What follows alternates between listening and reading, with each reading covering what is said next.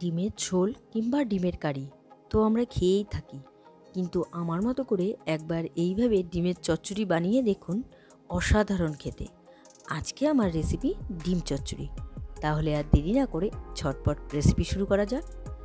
ভিডিওটি সম্পূর্ণ দেখুন ও চ্যানেলটি সাবস্ক্রাইব করে বেল আইকনটি প্রেস করুন, যাতে প্রতিটি ভিডিওর নোটিফিকেশন সবার প্রথমে আপনার কাছে যায়।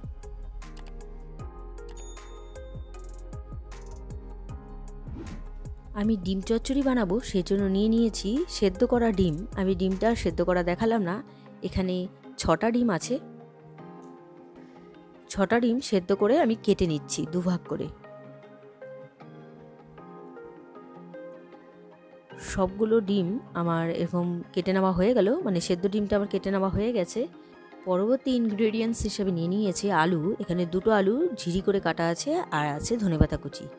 নিয়েছি এখানে পেঁয়াজ কুচি, 2টো মাঝারি সাইজের পেঁয়াজ কুচি আছে, টমেটো কুচি, আদা কিমা, রসুন কিমা, আর আছে এখানে কাঁচা লঙ্কা চেরা।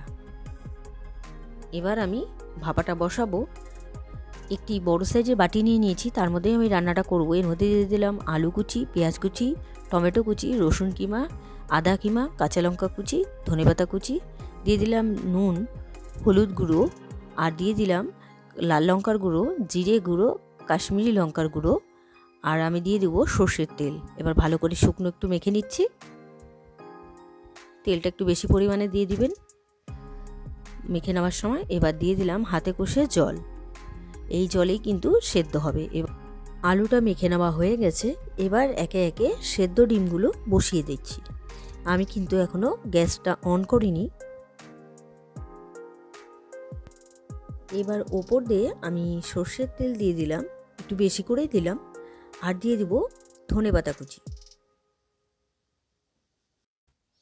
এবার আমি ঢাকা দিয়ে গ্যাসটা অন করে দেব। প্রথমে আমি 5 মিনিটের মতো হাই ফ্লেমে রেখে দেবো গ্যাসটা, তারপর আমি মিডিয়াম টু লোতে রেখে দেব। 5 মিনিট হয়ে গেছে, আমি একটু ঢাকনা খুলে দেখে নিচ্ছি। এখন অনেকটা জল বেরিয়ে গেছে। এবার গ্যাসের ফ্লেমটা লো করে দেবো আর ঢেকে দেব, যাতে আলুটাও সেদ্ধ হয়ে যায়। আর 15 থেকে 20 মিনিটের মধ্যেই রান্নাটা কমপ্লিট হয়ে যায়। 15 থেকে 20 মিনিট হয়ে গেছে, আমি ঢাকনা খুলে নিলাম। এবার দেখে নিচ্ছি আলুটা সেদ্ধ হয়েছে নাকি। খুব ভালো মতন করে আলুটা সেদ্ধ হয়ে গেছে। আমি গ্যাসটা অফ করে দিয়েছি। এবার নামানোর আগে আমি এর মধ্যে সর্ষের তেল একটু দিয়ে দিলাম। এবার সার্ভ করব। তৈরি হয়ে গেল আজকের রেসিপি ডিম চচ্চড়ি।